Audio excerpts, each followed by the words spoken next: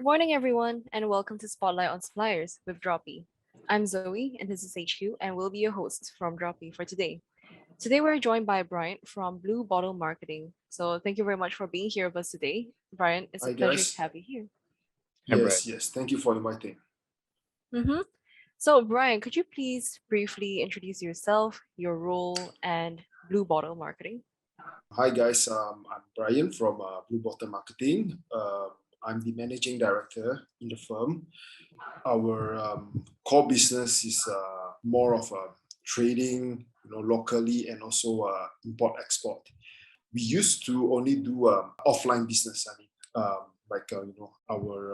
core business is distribution to pharmacies, supermarkets, all those we call it petty stores, as in kedai runcit, as we know it, and all these places. So recent years, we have grown our business. We took it to online as well, like to platforms like Lazada, Shopee, our own website, and even Dropee. So the goods that we trade are FMCG goods, FMCG goods like water, beverages, personal care, sanitizers, yeah, stuff like that. So that's pretty much our business, and we also do export. Since we are also one of the marketing arms for a manufacturer for this bottled drinking water. Mhm. Okay, thank you for sharing. So, when did this business establish? Like, how did it start? Our business was established in 2012. Back then, it actually started because I was one of the sales manager in this manufacturer, this bottled water manufacturer. So what happened was one of our clients actually defaulted in their payment, like they didn't pay us like hundreds of thousands, and then eventually they went bankrupt. So Oh, back then I was the manager managing this account. So what happened was the manufacturer actually found it difficult to handle, this type of clients, because this specific client is actually he's actually more on the distribution of all these pharmacies and all these modern trades, okay, which the manufacturer doesn't deal with. So after that case, I actually went to talk to the boss there and told them, how about you just manufacture the products for me, instead I will become a distributor instead. So eventually that product became my core product of the company. That is how the company started. So the company actually started with selling bottled drinking water, or I call it oxygenated water. This is how it all started, because of call it a misfortune event. Then it came to me starting this company and eventually growing it with other beverages and also all these FMCG products. That's an add-on to my company. mm-hmm. Mm-hmm. Wow. From bottled Yes, water all the way to FMCG. That's yes, very because since that that case, we find it very difficult to deal with other distributors, because once bitten, twice shy. You see, you're afraid that you might meet someone like that again. Running off with your money. Yeah. Your hard-earned money. So I was thinking, if that was the case, might as well. I built my own team to run this business, since I'm so familiar with all the retailers and everything. Might as well I go direct. So that is how the business started. Mm. Mhm. wow. Okay. That's very interesting. Okay. Yeah. Seeing as how you were so adaptive, it's from turning a misfortune event all the way to your own fortune. Let's talk a little bit about how the current issues of MCO and this COVID season. Can we know like how did you handle this MCO? What challenges have you encountered? When the MCO first started, obviously the business was going down. That's obvious. But the fortunate part was we were very close with our customers. Customers as in retailers, wholesalers. So we were looking at the trend of what was very sellable during that time. Obviously, we tried. We have success and we have also failures. As in, I'll give you an example. We started with sanitizer in March, right before the MCO. So obviously that went well. I mean, that actually compensated for the loss of my other FMCG goods. So I actually balanced out. I can't say, I increased my profits by a lot, but it's good enough to cover all the decrease in sales of my other beverages sales, and all these things, because the people are actually not coming out. When they're not coming out, they're not consuming beverages, be it water or any kind. Of course, there will be a drop in sales. So that we actually got we got it covered. But what we actually also learned, from the failures is that I'll just give you an example. We also invested in a face mask, which what actually happened was, in March, I'm not sure if you remember, the price was like so high that it's 100 ringgit per box. People are talking about 100, 120. It's crazy prices, But eventually, when the government stepped in, they said 75 ringgit is the ceiling price. So what happened was, maybe you were buying at about 80 ringgit or 90 ringgit. That was your cost. But when the government announced 75, there goes, you're losing money. But even that, they're still okay. But 2 weeks, 3 weeks later, they started announcing 50 ringgit. 45 ringgit. That is when all your money is going down the drain. It's not like, you're earning a lot, but confirm you're making losses. It's the same thing with RTK now. If you're in the RTK business, I believe those traders will be making huge losses, which is also the upside and the downside of trying new products during the pandemic. So I understand some businesses, they put it online. We also put it online. Online did help our business also, but not as much as trying out with new products like all these sanitizers, disinfectants, and stuff like that. So I would say one part of my MCO experience. The other part was about not getting enough workforce for MCO, which also led to delayed delivery, and not having enough stock for reselling and all these things. So when we invested more into the online sales, it actually helped us as in, because salesmen were not allowed to enter the physical premises. So there is basically no other choices other than advertising online, be it on Facebook, on Google, or other platforms, just to get your business rolling, or rather to introduce your products to the consumers. So online was a kind of a major factor for survival in this pandemic. Okay. So would you say that you've overcome these challenges already? Yes, I can say I'm quite familiar with this type of situation now. When MCO 2.0 kick in, 3.0 kick in, to me it's like you already know what to do. That's basically about it lah. Okay. How do you define business success? Is it money, freedom, influence, or creativity on your end? To me, business success is when you can get ongoing results. Like you can get business coming in, everything, business is running, everything is okay, without my 100% commitment to the business. As in, I don't need to sit down there, to do A to Z on my own, and you need to make sure that the business run on itself. That is when okay, you have a business, you don't have a job anymore. You need to, do everything on your own, then that's a job, that's not a business. Yeah, I mean, that is managing a business successfully. And, if you ask me if your business is successful or not, your business is successful when people, be it your clients or word of mouth, even from your online customers, they know, okay, this shop, this person is reputable. Be it even if they fail to deliver your order on that day, they will at least call you or tell you, oh, sorry, we have some problems with our logistics. I'll get back to you. You need to be reputable on this part. You have to have the reputation. People have to know you. Oh yeah, if you're looking for water or what, oh yeah, you can look for Bryant or something. It has to be something like that, like FMCG goods. Why we will have additions to it is because throughout the years, our customers actually introduce us to more suppliers.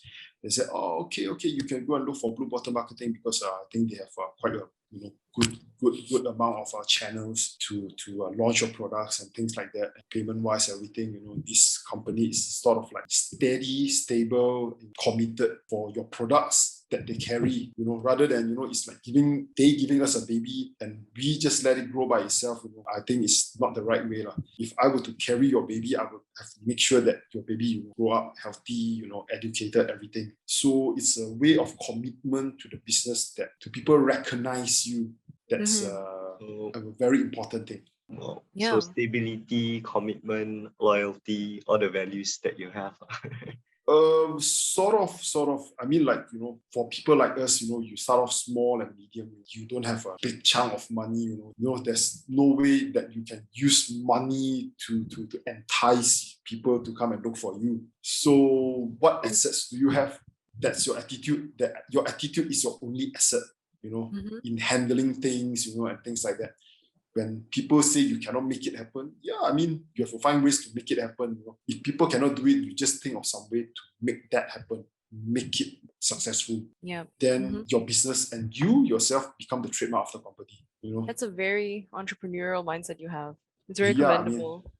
it's like somebody would to come and offer me to buy Blu Bottle Marketing. You can buy the business away, but if I'm not there, is it still the same company? That's when you know you are successful. So it's also more on growth of the company and yourself, lah.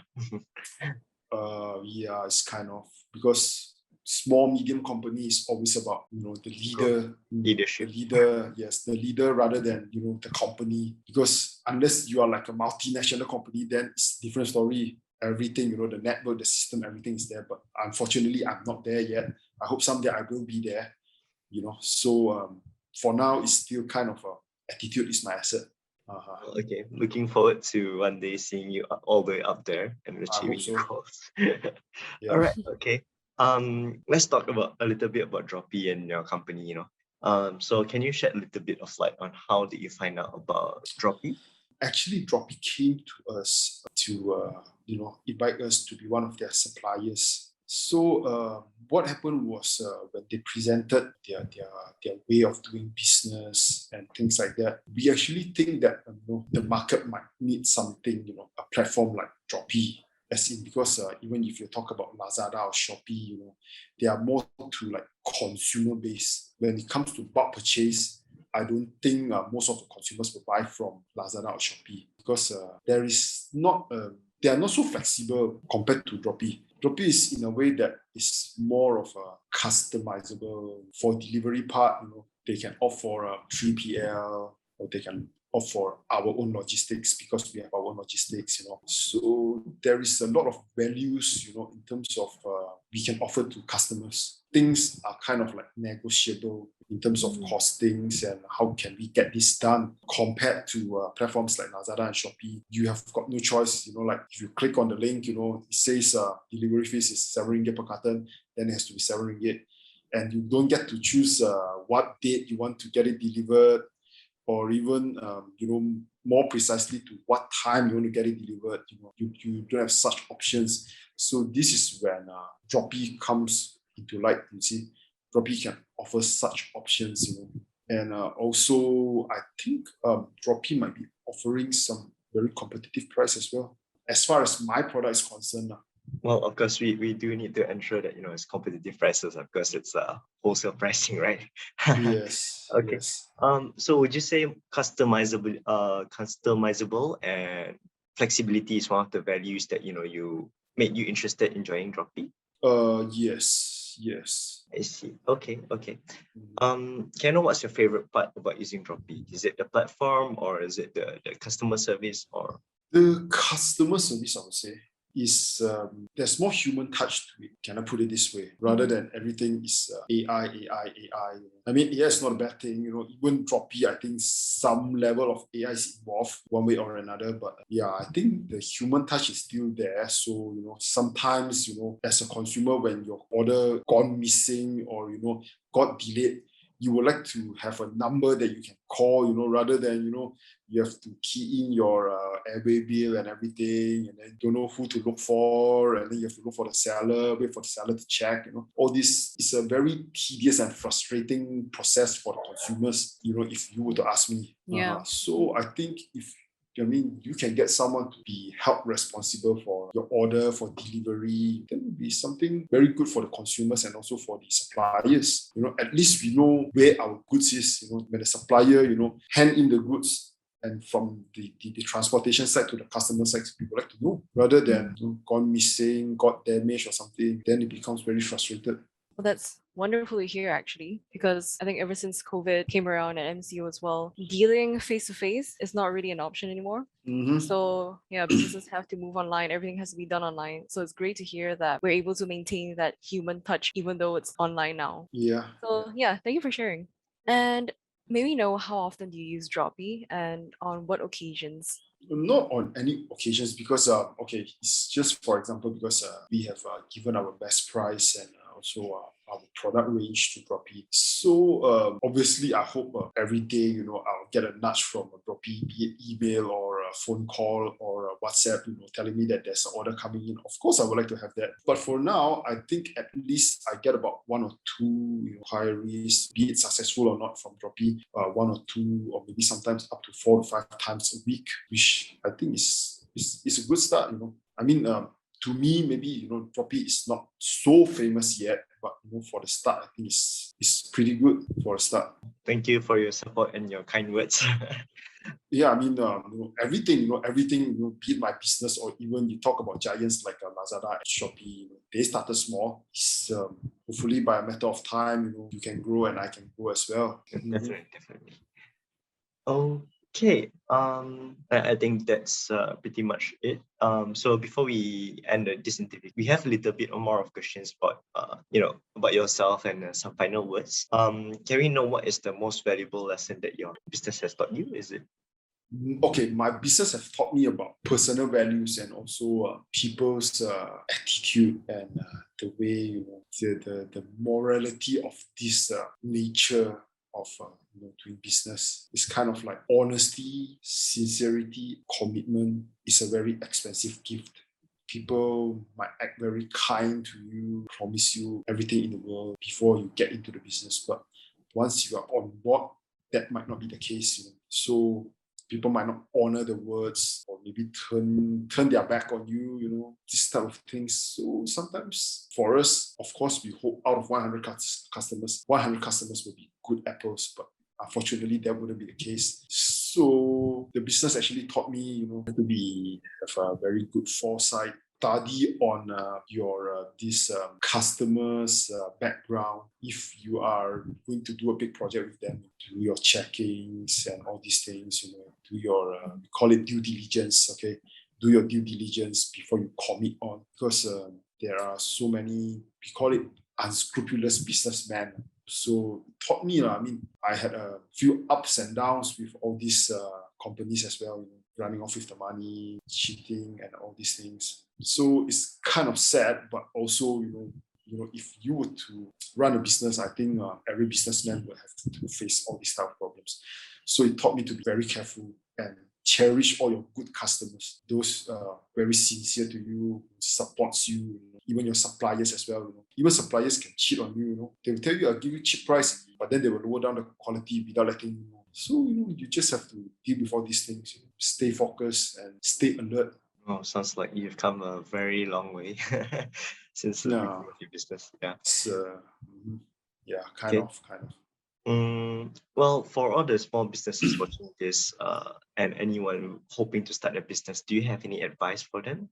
Start small, outsource most of your things. Do not have so much commitment on your own business, because you still haven't got on board to a ship yet. You are left hanging in the middle of the sea with a sampan. So you don't want to have any big wave rocking your boat. You can't afford that. So outsource everything if possible. Even if you have minimum margin, good enough for yourself, then I think it's perfectly fine, because you wouldn't have your own warehouse, your own transport team. So outsource your transport, or maybe your warehouse. You can do dropship. You do dropship. If you are doing offline business, then make your house your warehouse if needed. Just make use of everything, including, if you have friends going to KL, if you have something that you need to send to KL, ask them. would you like to send for me or something like that, just do whatever that's possible to save, to hang on there. No, it's good to tap on to like platforms like you guys, because for sure you guys won't run away with the money. For small businesses, you got cheated or something, it might be the end of your business. You might have to go back to booking, or something like that. So you need to be careful and also have your core products. You have to have a few core products that is your forte, is the core business, is the core of your business. Be it your network, your distribution network or something. You need to have some. We call it the strength of the company. Yep. You need to have that to start the business. If you were to start a business, like just competing based on price alone, I think you might better off don't start the business, because it's just a matter of time till you are left with no margin. If your product is sellable, that's the thing. So you have to get a very competitive cost, or at least it's best if you know the manufacturer well. It has to be something special. Yeah. Okay, I think just one last question. What can we know what is the one quote you live by? Do you have anything? What wakes you up in the morning? I actually have a small quote, but I don't really live by that quote. But when needed, I will use that quote. This quote was actually given by this famous person, this late Tan Sri Lim Kotong, founder of Genting. Okay, he actually once said, is it worth it to risk one bowl of rice? You already got one bowl of rice. Is it worth risking this bowl of rice to gain another bowl of rice? Do you actually need this bowl of rice? Meaning that if you only have maybe like good enough, the money that is good enough for you to make your living, is it worth risking that amount of money just because you want to get more luxurious lifestyle or a better living or something like that? Is it worth to do that?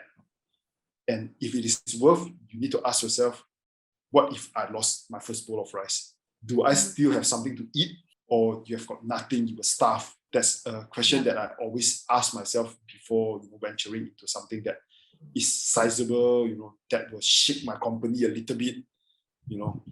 That is something that I will fall back on. Yes, it's kind of something like that. And is it worth risking or not?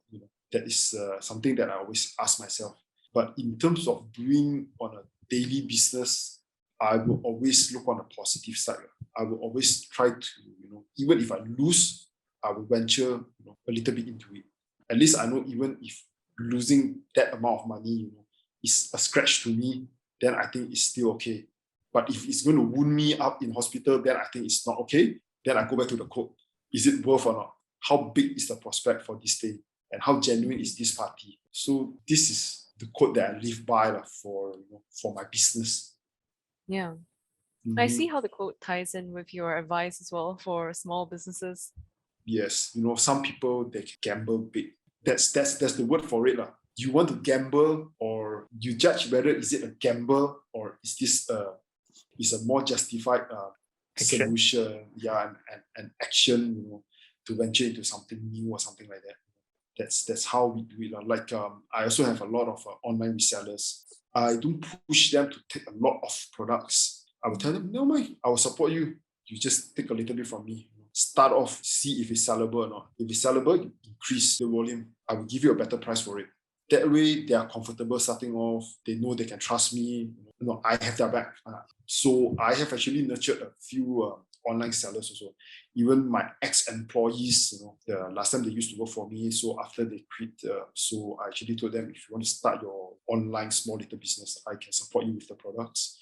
I can even offer drop ship for you because I already have the network, I already have the transport at my warehouse, and you have nothing. But it's okay. I said, no worries. You can just give me your airway bill and I will do the send off for you. I will do the rest of the thing for you, as a support, because I know starting a business is difficult. So much so during this pandemic.